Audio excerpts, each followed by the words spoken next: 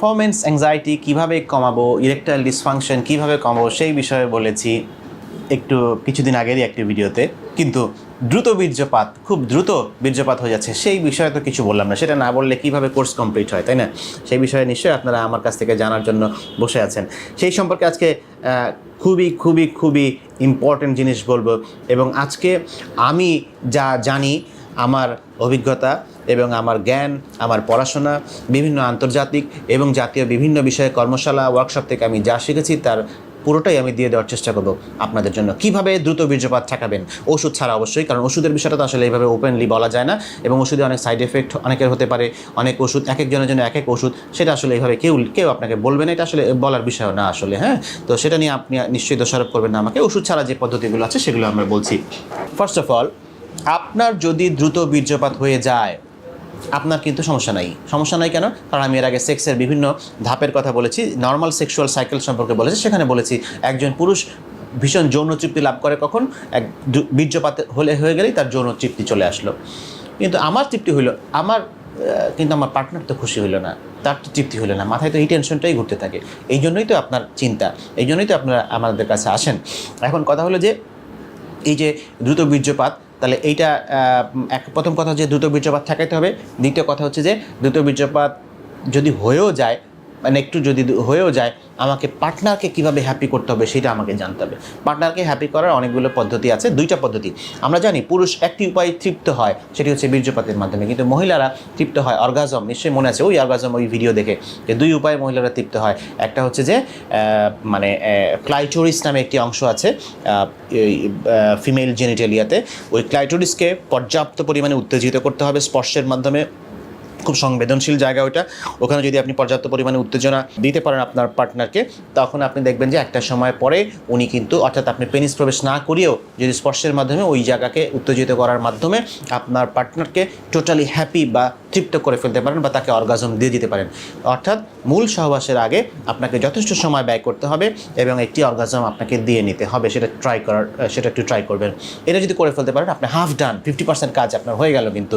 So উনি 50% happy হয়ে গেলেন। এরপরে আপনি আপনার পেনিসটাকে প্রবেশ করাবেন। এখন যখন পেনিস প্রবেশ করাবেন তখন কয়েকটি বিষয় মাথায় রাখতে হবে।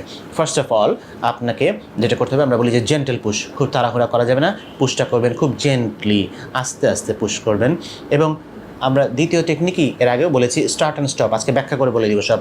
স্টার্ট অ্যান্ড স্টপ টেকনিক, সেটা কি? অ্যান্ড স্টার্ট অ্যান্ড স্টপ, এটাকে অনেকে ভুল বুঝেন বা ভুল শুনেন, বা অনেকে ভুল ব্যাখ্যা নেন, বা অনেকে ভুলভাবে বুঝান। সেটা আমি আজকে বুঝিয়ে দিচ্ছি। আপনার যেই মুহূর্তে বীর্য বের হয়ে যেতে চাইবে, ওই সময় যদি আপনি স্টপ করতে যান, জীবনেও পারবেন না। নিয়ম হচ্ছে আগে থেকেই একটু একটু বিরতি নিয়ে আবার পুশ করা, বিরতি নিয়ে আবার পুশ করা। এইটা হচ্ছে যে একমাত্র মানে ভালো টেকনিক, এবং এটা বিশ্বব্যাপী স্বীকৃত টেকনিক হচ্ছে এইটা। সো নিয়মটাই এরকম। সো আপনার পার্টনার যদি আপনাকে বারবার পুশ করতে থাকে, বারবার বলতে থাকে, তাকে একটু বোঝান, তাকে বলেন যে এটাই আসলে এভাবেই করতে হয়। একটা সময় গেলে হয়তো বা সময়ের সাথে সাথে বিষয়গুলো দেখেন আপনি আরও অভ্যস্ত হয়ে যাবেন, তখন দেখবেন যে খুব বেশি বিরতি নিতে হচ্ছে না, আপনি পারছেন। কিন্তু আপনাকে বিরতি নিতেই হবে। বিরতি না নিয়ে কারো পক্ষে একটানা সেক্স করে তৃপ্তি দেওয়া সম্ভব না। এটা হয়তো বা ভিডিওতে দেখেছেন, পর্নে দেখেছেন, বিভিন্ন জায়গায় দেখেছেন, একসাথে ওখানে ভিডিও এডিট করে করে বানানো হয় যে একজন মানুষ 15-20 মিনিট ধরে সেক্স করছেন, হুইচ ইজ প্র্যাকটিক্যালি ইম্পসিবল। সেটা সম্ভব না আসলে।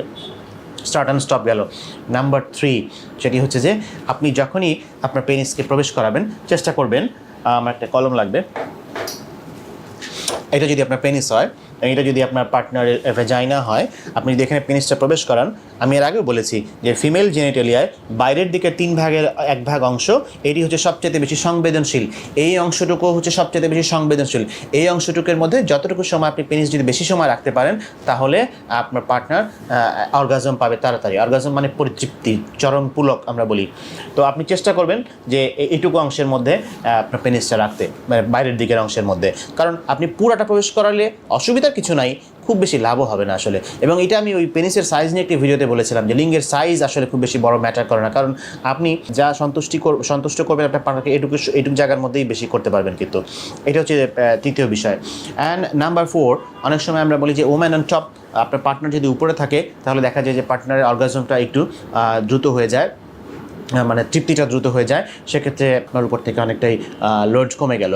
অ্যান্ড নাম্বার 5, আমরা বলি যে স্কুইজ টেকনিক। স্কুইজ টেকনিকটা হচ্ছে যে যেই মুহূর্তে বীর্য বের হয়ে এত কিছু করার পরে যদি না হয়, বীর্য যদি বের হয়ে যেতে চায়, তখন আপনার পেনিসটাকে আপনি বের করে ফেলবেন।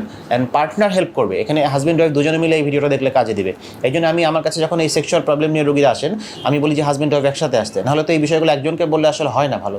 তার এই সমস্যাটা বোঝায় বলি যে এটা এই কারণে হচ্ছে, এটা অস্থিরতা থেকে হচ্ছে, বা এটা এই কারণে হচ্ছে, আপনি ভয় পাবেন না, ঠিক হয়ে যাবে।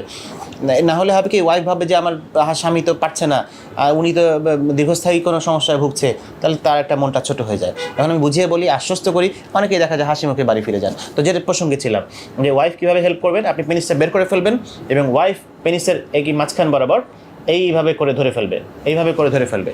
হ্যাঁ, 2 আঙ্গুল উপরে থাকবে, 1 আঙ্গুল নিচে থাকবে, এমন করে চাপ দিয়ে ধরে ফেলবে। ধরে ফেললে বীর্যটা ভিতরের দিকে একটু চলে গেল, এবং একবার ভিতরের দিকে ছেড়ে দিতে পারলে আবার 2-4 মিনিট সময় আপনি পেয়ে যাবেন। এটাকে বলে স্কুইজ টেকনিক। এখানে ওয়াইফ হেল্প করবে।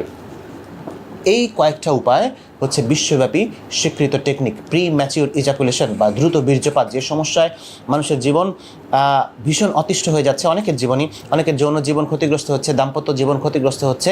এই সমস্যা থেকে মুক্তির ওষুধ ছাড়া এই কয়টি উপায় সারা বিশ্বব্যাপী স্বীকৃত, পাঠ্য বইয়ে এবং সব জায়গায় স্বীকৃত আছে। আমি জানি না আপনারা আগে জানতেন কিনা, আমি আজকে সব বলে দিলাম। এইভাবে আপনারা যদি প্র্যাকটিস করতে থাকেন, তাহলে করতে করতে করতে করতে হবে, মনে রাখবেন একদিনে কিন্তু আসলে রাতারাতি চেঞ্জ হয় না, প্র্যাকটিস করতে করতে এগুলো হয়। বিশেষ করে যাদের প্রথম বিয়ে হয়েছে, তাদের জন্য এই বিষয় কথাগুলো খুব বেশি জরুরি। যে এগুলো দেখা যায় যে প্রথম হইতেই পারে, একবার দুইবার দ্রুত বীর্যপাত খুব আনকমন কিছু না, খুবই কমন বিষয়। এটা কিন্তু আপনার মানে হইলেই আপনি যদি হতাশ হয়ে যান, যে আপনার যদি ওই স্মৃতিকে মিলিয়ে ফেলেন, প্রত্যেকবার সেক্স করতে যাওয়ার সময় যদি মনে করেন যে আগের মতো এবারও মনে হয় হবে, এবারও মনে হয় ফেলিওর হব আমি, হ্যাঁ এবারও মনে হয় আর পারবো না, তাহলে কিন্তু আপনার বিপদ আছে। সো ওইটাকে দুর্ঘটনা হিসেবে ধরে নেবেন, এবং 1-2বার ঘটাটা অস্বাভাবিক কিছু না, এটা ধরে নিয়ে আপনি যদি এই টেকনিকগুলো ক্রমাগত অ্যাপ্লাই করে যেতে থাকেন, তাহলে দেখবেন একটা সময় পরে ঠিকই আপনি অভ্যস্ত হয়ে গেছেন সেক্সে, এবং এই সমস্যাগুলো থেকে কাটিয়ে উঠতে পেরেছেন। এর পাশাপাশি এগুলোর পরেও যখন ইমপ্রুভমেন্ট হয় না, তখন আমরা কিছু ওষুধ দিই। ওষুধ নিয়ে আতঙ্কিত হওয়ার কিছু নাই। কিছু ওষুধ আছে অনেকে খারাপ লাগা সৃষ্টি করে, সেগুলো কিন্তু অবশ্যই মানে এই জন্য ডাক্তারের পরামর্শ ছাড়া, অ্যাটলিস্ট MBBS ডাক্তারের পরামর্শ ছাড়া আপনারা কখনোই বিভিন্ন দোকান থেকে কিনে ওষুধগুলো খাবেন না। কারণ ওষুধের দেওয়ার একটা নিয়ম আছে, প্রথমে কিছুদিন কীভাবে দিতে হয়, পরের কিছুদিন কীভাবে দিতে হয়। হুট করে একটা ওষুধ দিয়ে দিলাম, তাতে শরীরে রিয়াকশন করতে পারে। হ্যাঁ, তো এই হচ্ছে যে বিষয়গুলো। তাহলে আশা করছি আপনাদের বীর্যপাত একটু দীর্ঘায়িত হবে। তো তবে আপনাদের অপেক্ষা দীর্ঘায়িত হবে না, আপনারা খুব শীঘ্রই আরও নতুন ভিডিও পাবেন আমার কাছ থেকে। সেই আশ্বাস আপনাদেরকে দিচ্ছি। ভালো থাকবেন, সবার জন্য অনেক শুভকামনা। ধন্যবাদ।